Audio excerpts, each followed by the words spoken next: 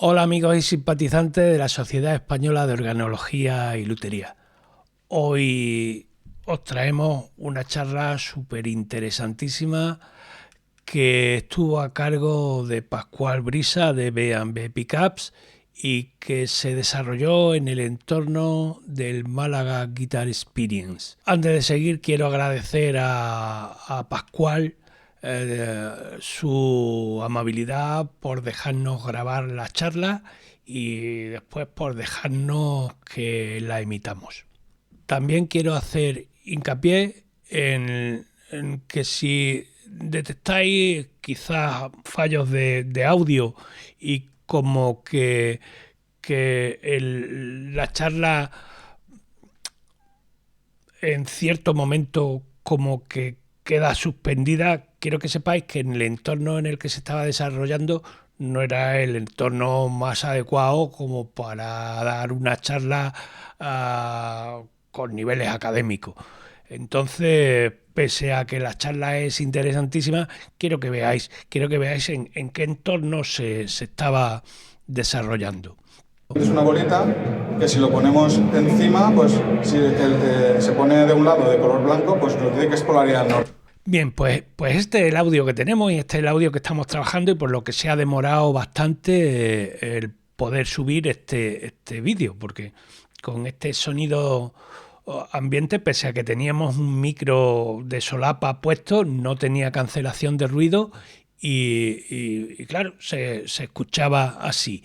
Entonces quiero que tengáis en cuenta que cuando se producen silencios o cuando veis gente que a lo mejor cruza el escenario, pensad que no estamos solo en una charla y tenemos un escenario, sino que es un local súper amplio donde se están desarrollando distintas actividades todas a la vez. Bueno, os dejo con esta interesante charla que espero que no solo os guste, sino que de la que aprendáis tanto como aprendí yo aquel día.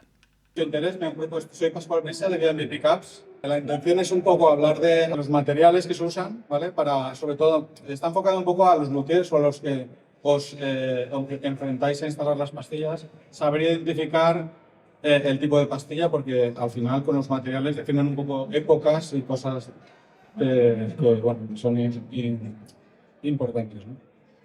Entonces traigo materiales para que los podáis tocar, los podáis ver un poquito, saber lo que es un plate enamel, ¿vale? Al final, en el mundo de los softwares se definen por el aislamiento que tienen. Todos evidentemente tienen cobre dentro, ¿vale? De mayor o menor pureza. Y, y el aislamiento da ciertas propiedades porque al final separa cada vuelta la separa unas micras y eso también da sonido, ¿no? Mi intención es eso, mostraros cosas, ¿vale? Que alguien puede ir pasando, ¿vale? Esto es el hilo Plain Enamel, que es aunque hoy en día se pueden colorear los hilos de muchos colores, ¿vale? Digamos que es el estándar de lo que veréis cuando se hable de ese tipo de hilo. El Plain Enamel se ha usado en las pastillas de Telecaster, sobre todo, bueno, sobre todo, en las pastillas de Telecaster en dos diámetros diferentes, pero es el que se usó desde los 50, 60, 70 y se ha usado siempre. Luego es el que en Stratocaster se empezó a usar después de que CB comprara la compañía y todas las pastillas de los 65 hacia adelante, 66 sobre todo, porque ahí hubo un tiempo, digamos, de paso, ¿no? Entre una cosa, entre cómo se fabricaban, se hacían las cosas y cómo se empezó a hacer a partir de ahí. Pues y bueno, en las de Stratocaster sería a partir del 65. Y luego en Gibson siempre se ha usado para las PAF, pastillas también con hilo Plain Enamel, el bobinado con Plain Enamel, de diámetro 42. En las Fender, en las Stratocaster era 42, en las Gibson siempre ha sido también 42 para las PAF. Y bueno, y en Telecaster siempre ha sido 43, pero la de puente a partir del 50 y algo cambió a 42. Bueno, seguimos con hilos, ¿vale? Os voy enseñando. El otro hilo, digamos, clásico, menos mal que está aquí Frasco, Dios mío, aquí apoyando. Vale, es el Heavy Form Bar en su color, digamos, habitual, ¿no? Pues es un naranja, bastante naranja. Se llama Heavy Form Bar, lo que heavy significa que tiene un aislamiento grueso. Entonces, por ejemplo, para hacer pastillas sobrebobinadas, pues no es el mejor hilo. Cuando usamos hilo Heavy Form Bar, que es el que se usó en Fender, en las Stratocaster, perdón, desde el 54, ¿no? Era cuando, hasta que llega la época CBS. Bueno, se ha usado también en otras pastillas de bajo y otro tipo de pastillas. Pero bueno, hablamos un poquito de lo más básico, ¿no? En la Stratocaster es lo que define el sonido surf, el sonido de los 50, en su mayor o menor bobinado. Es lo que comentaba antes. Es un hilo que permite llegar a unas resistencias de unos sobrebobinados de 6,5 Ks. Las Ks definen un poquito la cantidad de hilo que lleva las bobinas. 6,5, 6,7, 6,8. Si bobinas a máquina, puedes ordenar mejor el hilo y que te quepa a lo mejor un 7K. Yo más de 6,8 la verdad no me entra demasiado, no me entra ya. Pero por ejemplo con el Plain Enamel, el mismo diámetro 42. Vale, se me olvidó decir que cuando hablamos de diámetros 42, 43 y 44, que son los habituales en fabricación de pastillas, es nomenclatura americana, AWG. Y el más grueso es el 42, el siguiente paso más fino es el 43 y el 44 ya es más fino. En Plain Enamel 42, que es el estándar de Stratocaster, pues yo puedo hacer una pastilla de 7,5, 7,8K, con bobinado a mano, desordenado y tal. Se puede llegar por ahí. Y bobinado a máquina igual puedes llegar hasta 8. Más de eso ya no cabe. O sea, siempre estamos limitados. Hay mucha gente que nos dice, no, es que yo quiero una pastilla Fender muy clásica, no sé qué, de 9K. Pues chicos, no cabe. Y si no cabe, no cabe, ¿no? Y hay que ir a hilos más modernos, a un paso más fino y empezar a hacer ya pastillas de 8, 9, 10K, por ejemplo, para Stratocaster de puente, modelo Gilmour, o sea, cosas que muchos guitarristas les gustan, tener una pastilla en puente que no sea tan delgada, tan finita como el estándar de Stratocaster. En cuanto a materiales, seguimos.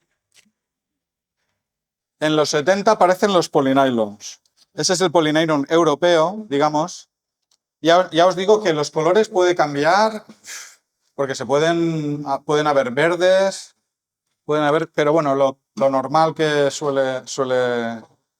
Si veis una pastilla y queréis más o menos, por ejemplo, Lindy Franklin, las Specials, no, Blues Specials, pues polynylon americano, ¿vale? O sea, para que sepáis lo que os están vendiendo también, ¿sabes?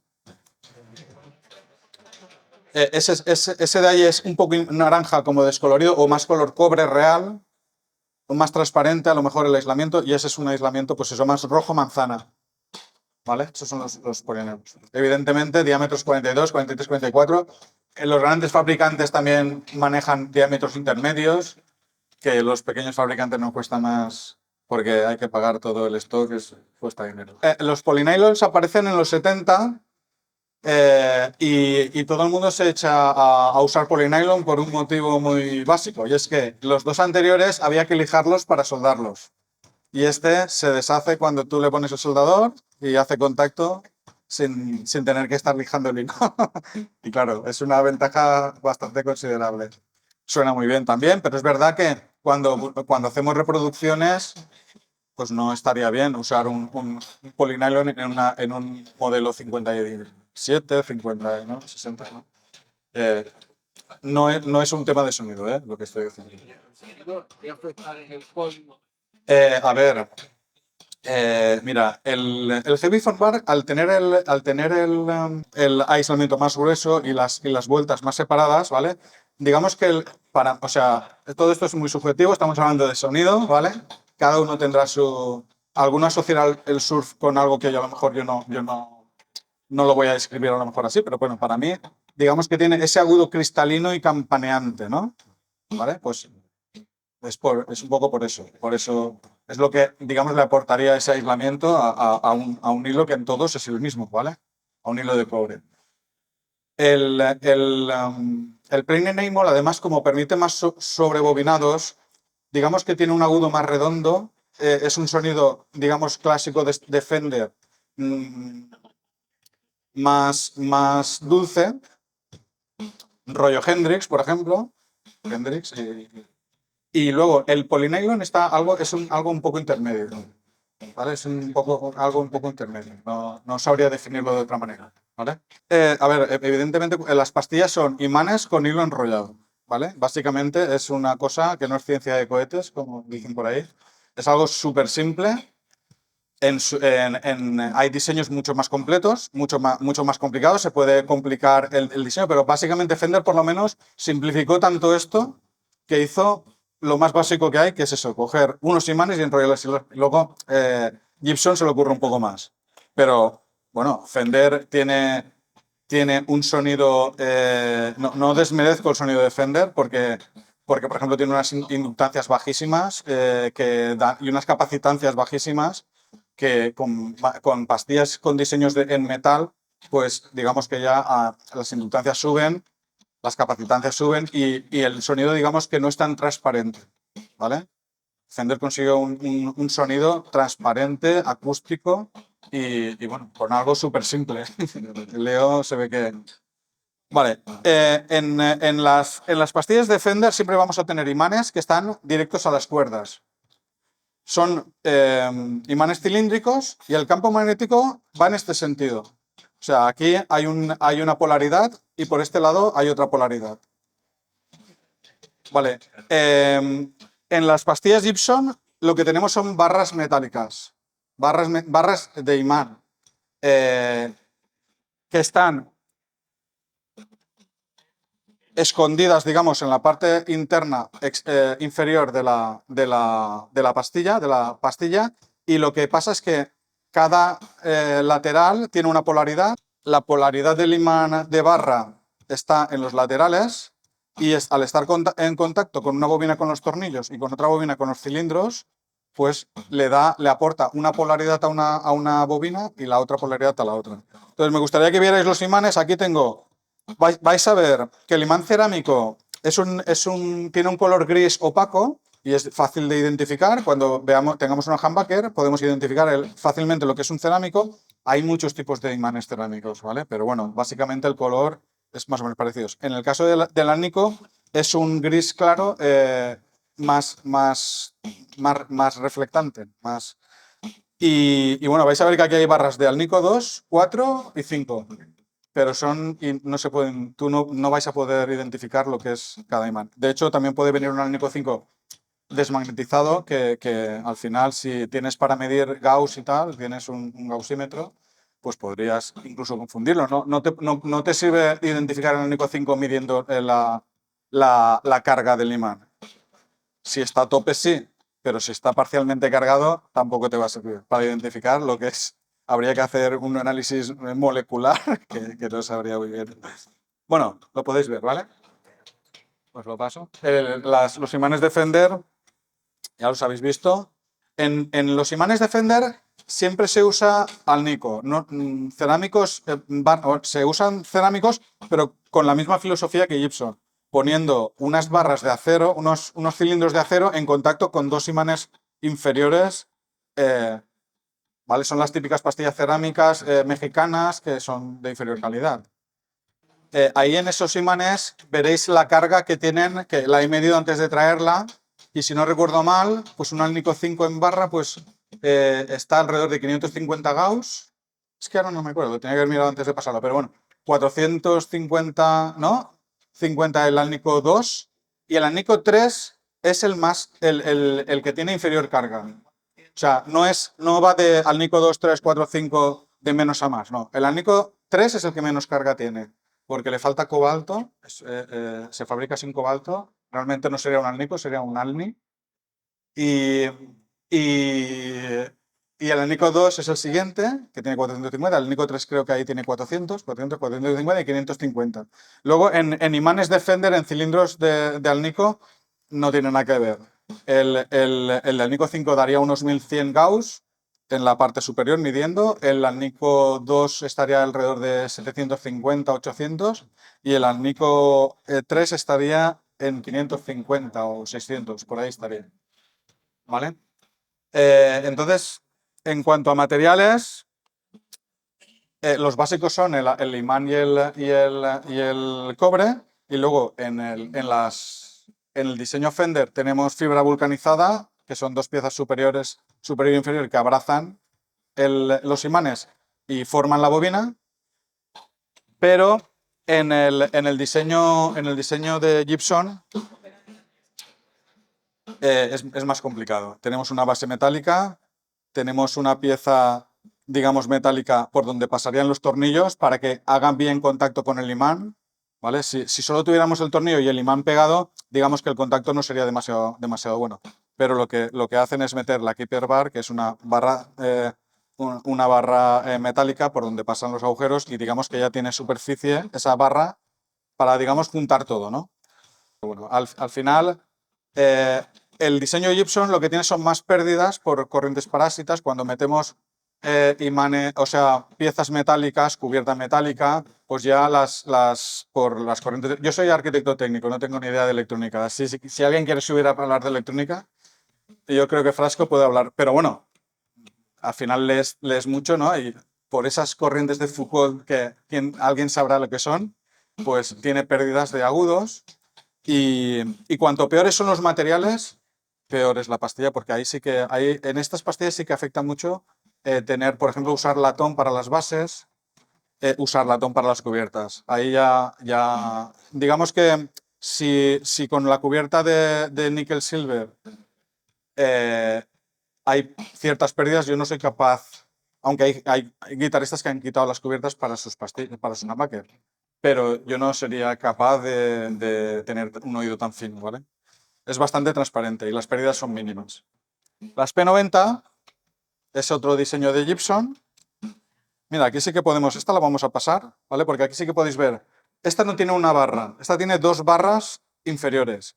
Porque al ser una single coil, que mucha gente se piensa que todos los Gibson son humbuckers, no. Esto es una bobina única, no son dos bobinas. Ahí podéis ver, mira, la keeper bar en medio de los dos imanes, los dos imanes de Alnico, y nada, hay una bobina alrededor. Y lo que va en el diseño de Gibson, lo que va hacia las cuerdas es acero, son piezas de acero. En el caso de las humbuckers, tornillos en una bobina, en la otra cilindros de acero, y en el caso de las P90 acero en las, si quiere pasar las dos, aunque esa tenía que haber traído desoldado la cubierta para que se pudiera abrir, pero se me ha pasado. He tenido una semana muy mala y he venido con todo lo que he podido. Bueno, en cuanto a materiales, yo creo que está más o menos solucionado el tema. Y la otra cosa de la que quería hablar es de la fase de las pastillas. Que ahí yo trabajo mucho con luthiers, digamos que intento hacer equipo con ellos, y es verdad que hay muchos luthiers que dominan esto perfectamente, pero sí que estoy combinando una Seymour Duncan con tus pastillas o incluso sin mis pastillas. Me llama gente pues por problemas digamos, combinaciones entre pastillas. Y al final una pastilla solo tiene dos parámetros, que es la carga del imán y la dirección del bobinado, ¿vale? Pero hay 4 situaciones en la fase que nos podemos encontrar. La fase siempre va a ser positiva o negativa. Bueno, hablando de la fase es importante cuando tenemos pastillas o dobles o dos pastillas que se combinan. Porque cuando tú metes un micro, vas a amplificar, o sea, vas a microfonear una guitarra, le metes un micro. ¿Alguien habla de la fase cuando microfoneas con un micro? No, pero cuando microfoneas con dos micros, hay un botoncito, ¿no?, de cambio de fase en el previo, ¿no?, que está para algo, ¿no? De repente suena delgado, de repente han desaparecido los graves, el cuerpo, ¿vale?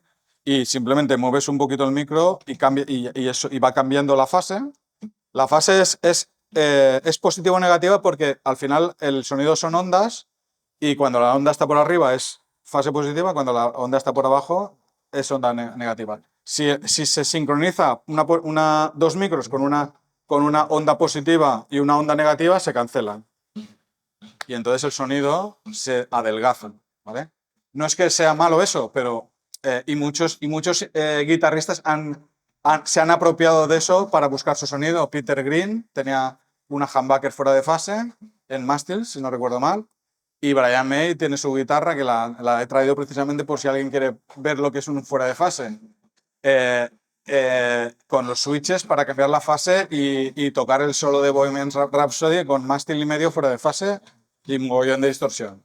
Es verdad que el fuera de fase limpio es un sonido extraño, pero con distorsión, digamos que se mejora bastante y tiene unos agudos que sobresalen y pueden ser muy musicales también.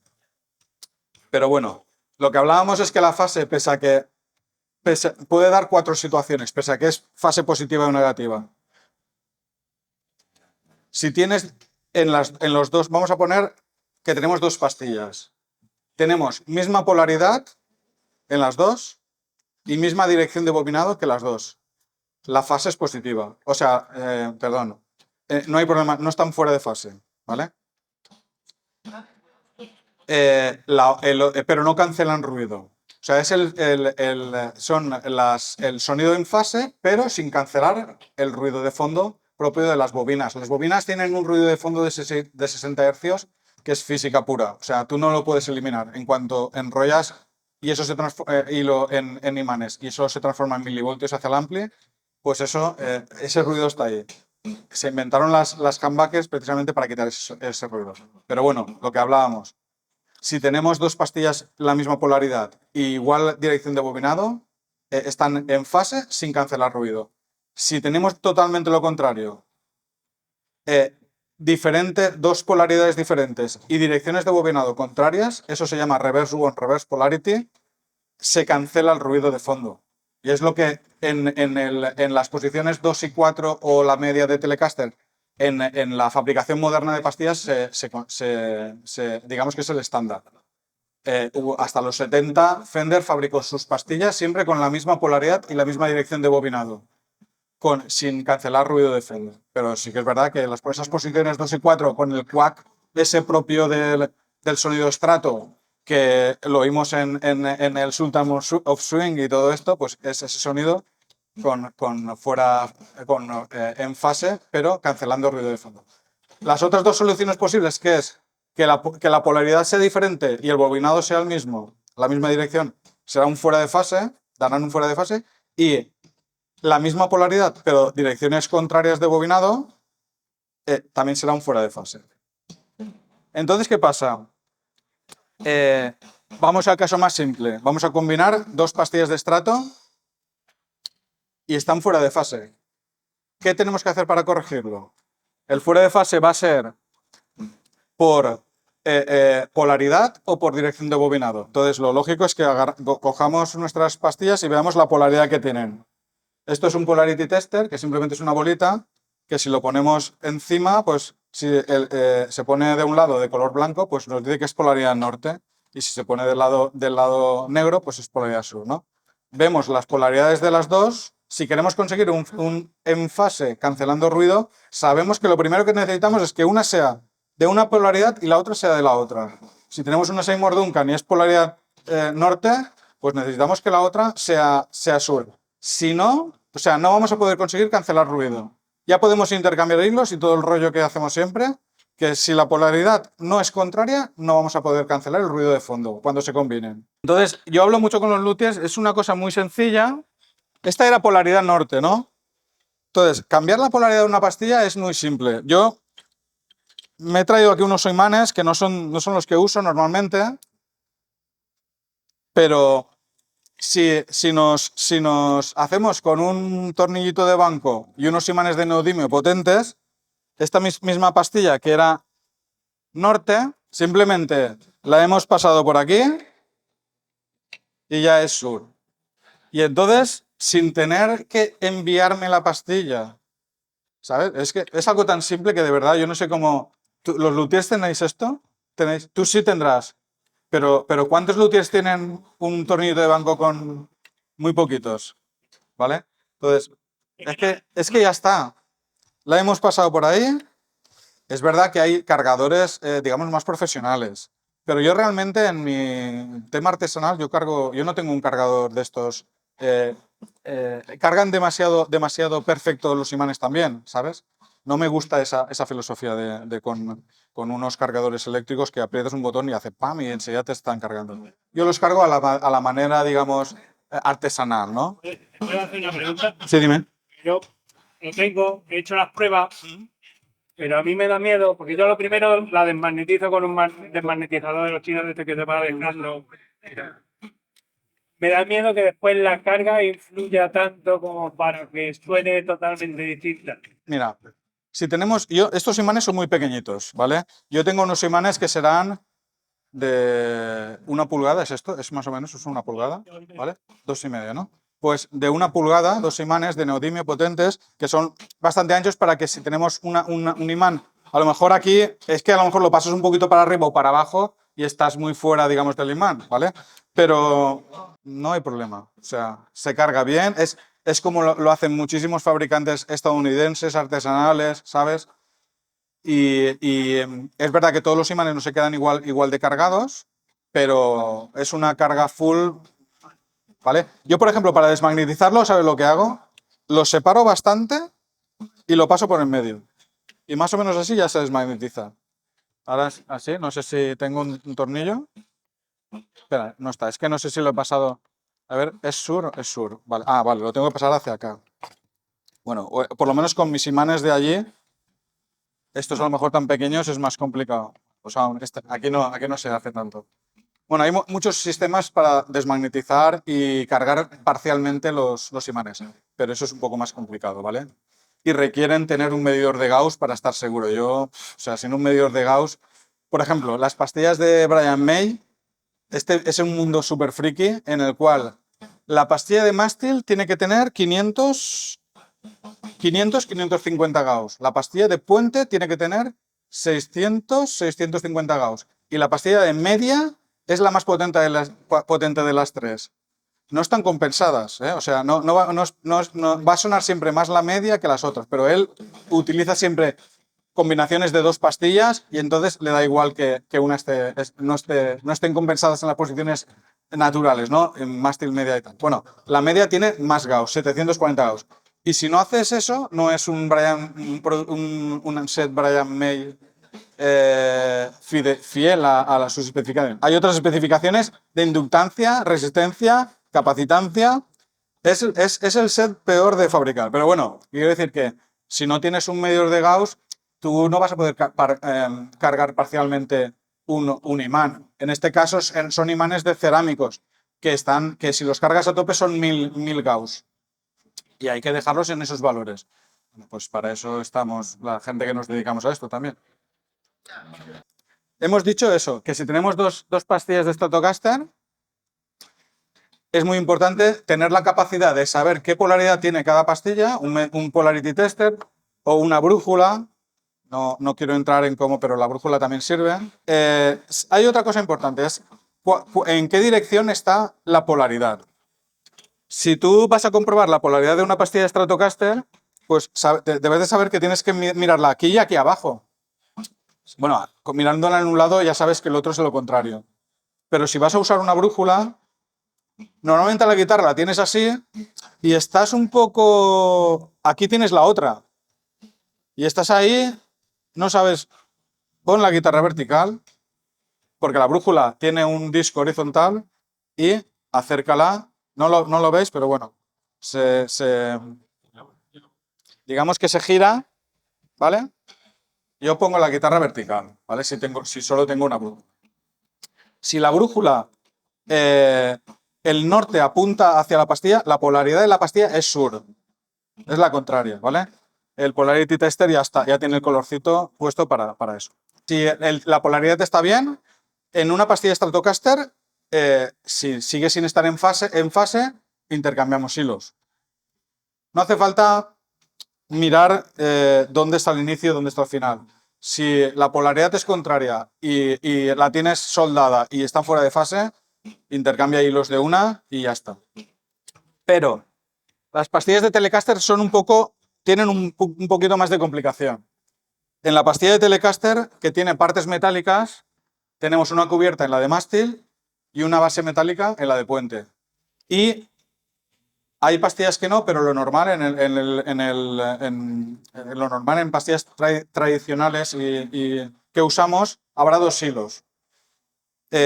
Si intercambiamos hilos, estamos poniendo el otro hilo que está conectado a la carcasa, porque digamos que el inicio de bobinado se conecta a las masas, es la tierra. Entonces, si tenemos una cubierta, está conectado a la carcasa. Si tenemos una base, está conectado a la base. Esa pastilla que estaba diseñada por un fabricante para funcionar en esa dirección de bobinado, de repente la queremos combinar con otro fabricante que no tiene, digamos, esa dirección de bobinado como estándar, vamos a intercambiar hilos, pero antes tenemos que cortar la unión de la soldadura con la carcasa o con la base metálica, tenemos que cortarla, porque vamos a llevar el negro que estaba pensado para llevarlo a la masa, ahora lo vamos a llevar a la señal, y lo único que nos va a meter es un ruido que no veas. Entonces, hay que tener la precaución de saber que no es tan fácil como las de estrato, que es intercambiar hilos y ya está. En estas hay que cortar la conexión con las partes metálicas y soldar el que estaba como hot a las partes metálicas. Y luego, las humbuckers, el tema de la polaridad no hay problema con eso. Siempre que tengamos una humbucker fuera de fase, va a ser por dirección de bobinado. ¿Por qué? Pues porque como solo tienen un imán, una parte está conectada a una polaridad y la otra está conectada a la otra polaridad. Aquí hay una bobina principal y otra secundaria, ¿vale? Aquí hay 4 hilos. 2 hilos son de una bobina, 2 hilos son de la otra bobina y normalmente lo que haces es ponerlas en serie, cableándola en fase, no equivocándote de hilos para que suene bien. Pero una por sí sola, aunque son dos bobinas, no puede haber problemas de fases, porque una bobina está en contacto con el lado norte del imán, la otra con el lado sur, ¿vale? Entonces siempre va a haber que abrirla e intercambiar la conexión, o sea, y habrá la soldadura de unión en serie de las dos bobinas, es la que hay que modificar.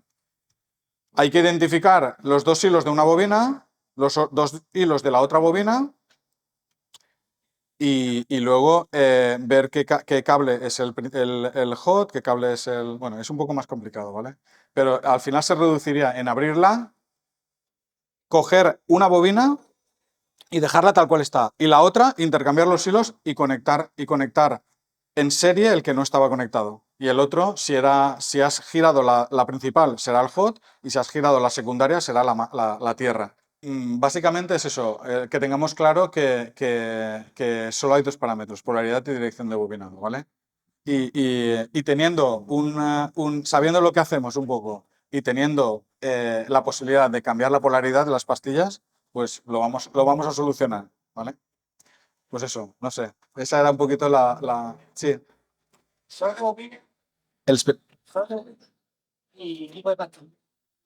¿Cómo? ¿Espesor a qué te refieres?